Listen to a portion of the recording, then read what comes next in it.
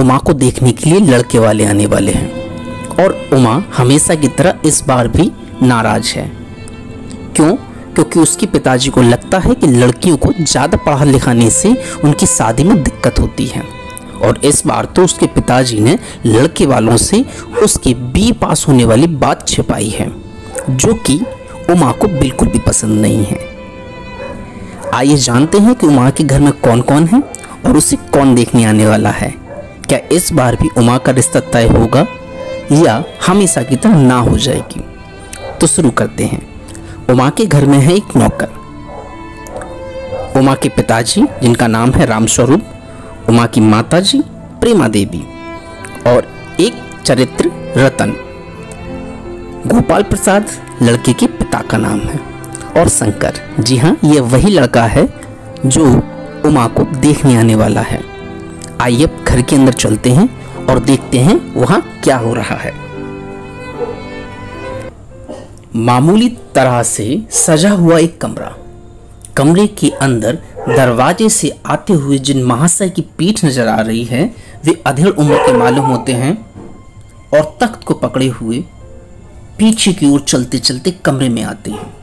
तख्त का दूसरा सिरा उनके नौकर ने पकड़ रखा है। बाबू, अबे धीरे धीरे चल, अब तख्त को उधर मोड़ दे, उधर, बस बस बस। नौकर कहता है बिछा दूं साहब। बाबूजी जरा तेज आवाज में कहते हैं, और क्या करेगा, परमात्मा के यहाँ अकल बट रही थी तो तू देर से पहुंचा था क्या? बिछा दूं साहब। और ये पसीना किस लिए बहा है? नौकर तख्त बिछाता है। बाबूजी बोलते हैं हंसता क्यों बे? अबे हमने भी जवानी में कसरतें की हैं, कलसों से नहाता था लोटों की तरह। यह तख्त क्या चीज है? उसे सीधा कर, यूं, हाँ बस। और सुन, बहू जी से दरी मांग ला इसके ऊपर बिछाने के लिए, चद्दर भी जो कल धोबी की यहां से आई थी वही। नौकर जाता है। बाबू साहब इसी बीच मेज पोस्ट ठीक करते हैं और एक झाड़न से गुलदस्ते को साफ करते हैं। कुर्सियों पर दो चार हाथ लगाते हैं और सहसा घर की मालकिन प्रेमा आती है।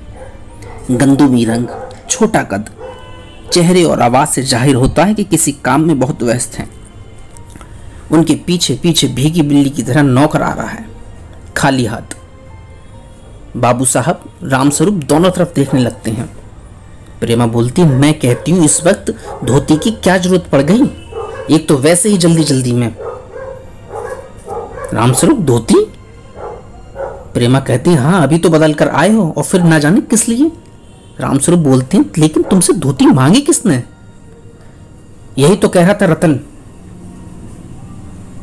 रामस्वरूप बोलते, क्यों बे रतन, तेरे कानों में डांट लगी है क्या? मैंने कहा था धोबी के यहां से जो चद्दर आई थी उसे मांग ला। अब तेरे लिए दूसरा दिमाग कहां से लाऊं, उल्लू कहीं का। अच्छा जा, पूजा वाली कोठरी में लकड़ी के बक्स के ऊपर धुले हुए कपड़े रखे हैं ना, उन्हीं में से एक चद्दर उठा ला। रतन जाता है। और दरी? प्रेमा कहती, दरी तो यहीं रखी है कोने में, वह पड़ी तो है। रामस्वरूप दरी उठाते हैं और बीवी जी के कमरे में हारमोनियम उठा ला और सितार भी ला, जल्दी ला। रतन जाता है। पति पत्नी तख्त पर दरी बिछाते हैं। प्रेमा, लेकिन तुम्हारी लाडली बेटी तो मुंह फुलाए पड़ी है। रामस्वरूप कहते, मुंह फुलाए? और तुम उसकी मां, किस मर्ज की दबा हो भाई? जैसे तैसे करके तो वो लोग पकड़ में आए हैं और अब तुम्हारी बेवकूफी से सारी मेहनत बेकार जाए तो मुझे दोष मत देना। इतने में प्रेमा कहती है, तो मैं ही क्या करूं, सारे जतन करके तो हार गई। तुम्ही ने उसे पढ़ा लिखा कर इतना सर चढ़ा रखा है। मेरी तो समझ में ये नहीं आता कि आ ई पढ़ ली, गिनती सीख ली, बहुत हुआ। स्त्री सुबोधनी पढ़ ली, सच पूछो तो स्त्री सुबोधनी में ऐसी ऐसी बातें लिखी हैं, ऐसी बातें कि तुम्हारी BA MA की पढ़ाई में क्या होगी। और आजकल के तो लक्षण ही अलग है। रामस्वरूप, ग्रामोफोन बाजा होता है ना? प्रेमा बोलते, क्यों? दो तरह का होता है, एक तो आदमी का बनाया हुआ, उसे एक बार चलाकर जब चाहे रोक लो, और दूसरा होता है परमात्मा का बनाया हुआ, एक बार रिकॉर्ड चढ़ा तो रुकने का नाम ही नहीं। प्रेमा कहती, हटो भी, तुम्हें तो हर समय ठिठोली सूझती रहती है। यह तो होता नहीं कि उस अपनी उस उमा को राह पर लाए। अब कितनी ही देर हो रही है उन लोगों के आने में। रामस्वरूप कहते, तो क्या हुआ? तुमने तो कहा था जरा ठीक ठाक करके नीचे लाना, आजकल तो लड़की कितनी ही सुंदर हो, बिना टीम टांग के भला कौन पूछता है। इसी मारे मैंने पाउडर वाटर उसके सामने रखा था, पर उसे तो इन चीज़ों में ना जाने किस जन्म की नफरत है। मेरा कहना था कि आंचल में मुंह लपेट कर लेट गई भाई। मैं बाज आई तुम्हारी इस लड़की से। अब रामस्वरूप कहते ना जाने कैसा है दिमाग इसका, वरना आजकल की लड़कियां क्यों के सहारे तो पाउडर का कारोबार चलता है। फिर मैं कहती अरे मैंने तो पहले ही कहा था कि एंट्रेंस ही पास करा देते, लड़की अपने हाथ रहती और इतनी परेशानी ना उठानी पड़ती। पर तुम तो रामस्वरूप बात काट कर कहते हैं चुप चुप, दरवाजे में झांकते हुए, तुम्हें कतई अपनी जवान पर काबू नहीं है। कल ही यह बता दिया था कि उन सब लोगों के सामने जिक्र और ढंग से होगा, मगर तुम तो अभी से सब कुछ उगले देती हो। उनके आने तक तो ना जाने क्या हाल करोगी। इतने में प्रेमा कहती अच्छा बाबा मैं ना बोलूँगी, जैसी तुम्हारी मर्जी हो करना, बस मुझे तो मेरा काम बता दो।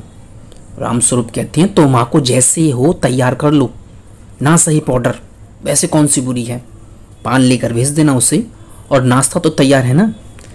इतने में रतन आता है। आ गया रतन, इधर ला, बाजा नीचे रख दे, चद्दर खोल और पकड़ तो जरा, हाँ उधर से। अब दोनों चद्दर बिछाते हैं। प्रेमा कहती है नाश्ता तो तैयार है, मिठाई तो वे लोग ज़्यादा खाएंगे नहीं, कुछ नमकीन चीज़ें बना दी हैं, फल रखे ही हैं, चाय तैयार है और टोस्ट भी, मगर हाँ मक्खन तो आया ही नहीं। रामस्वरूप कहते हैं क्या कहा, मक्खन नहीं आया? तुम्हें भी किस वक्त याद आई है? जानती हो कि मक्खन वाले की दुकान दूर है, पर तुम्हें तो ठीक वक्त पर कोई बात सूझती नहीं। अब बताओ रतन मक्खन लाए कि यहाँ का काम करे? दफ्तर के चपरासी से कहा था आने के लिए, 100 नखरों के मारे। अब प्रेमा बोलती यहाँ का काम कौन सा ज़्यादा है, कमरा तो सब ठीक ठाक ही है, बाजा से तारा ही गया है, नाश्ता यहाँ बराबर वाले कमरे में ट्रे में रखा हुआ है, सो तो मैं पकड़ा दूंगी, एक आध चीज़ खुद ले आना। इतनी देर में रतन मक्खन ले ही आएगा, 2 आदमी ही तो हैं। रामस्वरूप कहता हाँ, एक तो बाबू गोपाल प्रसाद और दूसरा खुद लड़का। देखो माँ से कह देना कि जरा करीने से आए, ये लोग जरा ऐसे ही हैं, गुस्सा तो बहुत आता है इनकी दकियानुसी ख्यालों पर। खुद पढ़े लिखे हैं, वकील हैं, सभा सोसाइटियों में जाते हैं, मगर लड़की चाहते हैं ऐसी कि ज़्यादा पढ़े लिखे ना हो। प्रेमा पूछती और लड़का? रामस्वरूप कहते हैं बताया तो था तुम्हें, बाप शेर तो लड़का सवा शेर, बीएससी के बाद लखनऊ में ही पढ़ता है मेडिकल कॉलेज में। कहता है कि शादी का सवाल दूसरा है, तालीम का दूसरा है। क्या करूं, मजबूरी है, मतलब अपना है, वरना इन लड़कों और इनके बापों की ऐसे कोरी कोरी सुनाता कि ये सभी। इतने में रतन दरवाजे के पास चुपचाप खड़ा हुआ था और जल्दी बाबूजी। रामस्वरूप क्या है, लगता है कोई आ रहे हैं। रामस्वरूप दरवाजे से भाग कर देखता है, अरे प्रेमा वो आ गए।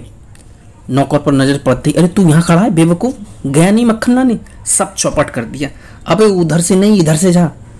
नौकर अंदर जाता है, और तुम जल्दी करो प्रेमा, उमा को समझा देना, थोड़ा सा गा देगी। प्रेमा जल्दी से अंदर की तरफ आती है, उसकी धोती जमीन पर रखे हुए बाजे से ढक जाती है। प्रेमा ये बाजा भी नीचे ही रखा है कमबख्त। रामस्वरूप कहते तुम जाओ, मैं रख देता हूँ जल्दी। प्रेमा जाती है, रामस्वरूप बाजा उठाकर रखते हैं, किवाड़ों पर दस्तक होती है। हाँ आज आइए। बापू गोपाल प्रसाद और उनके लड़के शंकर का आना हुआ। आंखों से लोक चतुराई टपकती है, आवाज़ से मालूम होता है कि काफ़ी अनुभवी और फितरती हैं महाशय। उनका लड़का कुछ खीस निपोड़ने वाले नौजवानों में से है, आवाज़ पतली है और खिसियाहट भरी, झुकी कमर इनकी खासियत है। रामस्वरूप अपने दोनों हाथ मलते हुए इधर तरसीफ लाइए।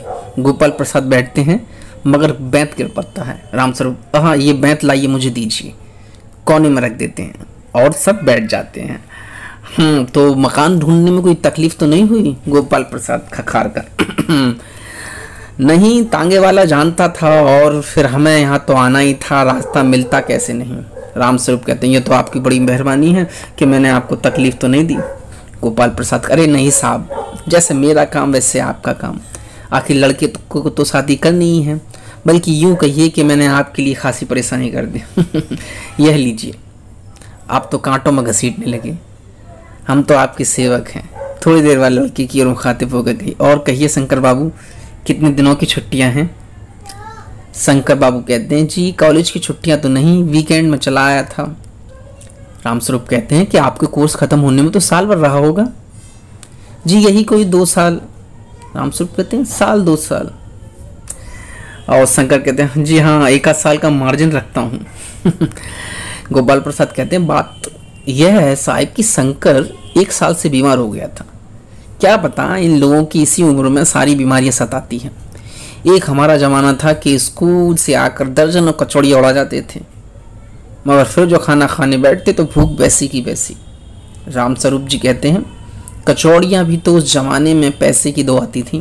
गोपाल पर जनाब यह हाल था कि 4 पैसे में ढेर सी बलाई आती थीं और अकेले 2 आने की हजम करने की ताकत थी, अकेले। और अब तो बहुत तेरे खेल वगैरह भी होते हैं स्कूल में। तब ना कोई वॉलीबॉल जानता था, ना टेनिस, ना बैडमिंटन, बस हॉकी या क्रिकेट कुछ खेला करते थे। मगर मजाल है कि कोई कह जाए कि ये लड़का कमज़ोर है।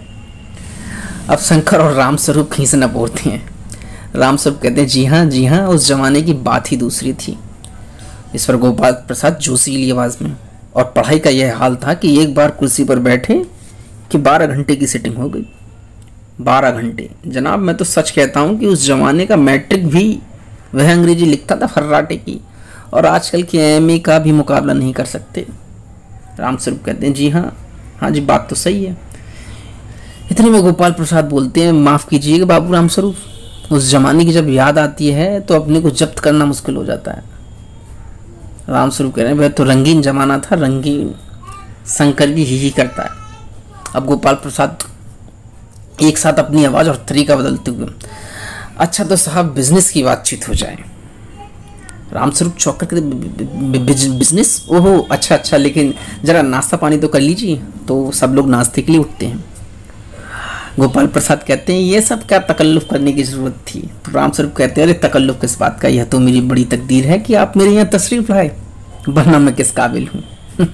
माफ़ कीजिए ज़रा अभी हाजिर हुआ। इतने में रामस्वरूप अंदर जाते हैं। गोपाल प्रसाद थोड़ी देर दबी आवाज़ में अपने बेटे शंकर से कहते हैं आदमी तो भला है, मकान से हैसियत भी बुरी नहीं है, पता चले लड़की कैसी है। शंकर कहता है जी और कुछ खकार कर इधर उधर देखता है। गोपाल प्रसाद क्या हुआ? शंकर कुछ नहीं। गोपाल प्रसाद कहते हैं झुक कर क्यों बैठा है भाई, ब्याह तय करने आए हो, कमर सीधी करके बैठो। तुम्हारे दोस्त ठीक कहते हैं, शंकर की बैकबोन। इतने में रामस्वरूप आते हैं और हाथ में चाय की ट्रे लिए हुए मेज पर रख देते हैं। तो गोपाल प्रसाद कहते हैं आखिर आप माने नहीं। तो रामस्वरूप चाय में प्याले में चाय डालते हुए कहते हैं आपको विलायती चाय पसंद है या हिंदुस्तानी? तो गोपाल प्रसाद कहते हैं नहीं साहब, मुझे आधा दूध और आधी चाय दीजिए, और हाँ ज़रा चीनी ज़्यादा डालिएगा। मुझे तो भैया नया फैशन पसंद नहीं। एक तो वैसे ही चाय में पानी काफ़ी कम होता है, और फिर चीनी भी नाम के लिए डाली जाए तो जायका ही क्या रहेगा। रामस्वरूप कहते हैं आप तो सही कहते हैं, और वो प्याला पकड़ाते हैं। शंकर खकार का सुना है सरकार अब ज़्यादा चीनी वालों से टैक्स लगाएगी। गोपाल प्रसाद चाय पीते कहते हैं सरकार जो चाहे सो कर ले, पर अगर आमदनी करनी है तो सरकार को बस एक ही टैक्स लगाना चाहिए। रामस्वरूप शंकर को प्याला पकड़ाते हुए कहते हैं कि वह क्या? तो गोपाल प्रसाद कहते हैं खूबसूरती पर टैक्स। रामस्वरूप और शंकर दोनों हंस पड़ते हैं। मजाक नहीं साहब, एक ऐसा टैक्स है कि जनाब की देने वाला चूवी ना करेगा। बस शर्त यही है कि हर एक औरत पे ये छोड़ दिया जाए कि वह अपनी खूबसूरती के स्टैंडर्ड के माँ के अपने ऊपर टैक्स तय कर ले। फिर देखिए सरकार की कैसे आमदनी बढ़ती है। रामस्वरूप जोर से हंसते हैं, वाह खूब सोचा आपने। वाकई आजकल यह खूबसूरती का सवाल भी बेढब हो गया। हम लोगों के ज़माने में तो ये कभी उठता ही नहीं था। अब तस्तरी गोपाल प्रसाद की तरफ बढ़ाते हुए कहते हैं कि यह लीजिए। गोपाल प्रसाद ने तस्तरी में से समोसा उठा लिया। कभी नहीं साहब, कभी नहीं। और शंकर की तरफ मुखातिब होकर रामस्वरूप कहते हैं आपका क्या ख्याल है शंकर बाबू? तो शंकर बाबू बोलते हैं कि किस मामले में? रामस्वरूप जी कहते हैं यही कि शादी तय करने में खूबसूरती का कितना हिस्सा होना चाहिए। और बीच में ही गोपाल प्रसाद बोलते हैं यह बात दूसरी है बाबू रामस्वरूप, मैंने आपसे पहले भी कहा था कि लड़की का खूबसूरत होना निहायत ही ज़रूरी है, कैसी भी हो, चाहे पाउडर वगैरह लगाए चाहे वैसे ही। बात यह है कि हम आप मान भी जाएं, मगर घर की औरतें तो राजी नहीं होती। आपकी लड़की ठीक तो है ना? रामस्वरूप, अरे जी जी वह ठीक है, आप खुद ही देख लीजिएगा। अरे जी देखना क्या है, आपसे इतनी बातचीत हो चुकी, तब तो यह रस्म ही समझिए।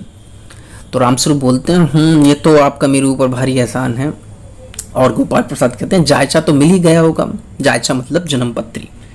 जो रामस्वरूप कहते हैं जायचे का मिलना क्या मुश्किल बात है, ठाकुर जी के चरणों में रख दिया, बस खुद ब खुद मिला हुआ समझिए।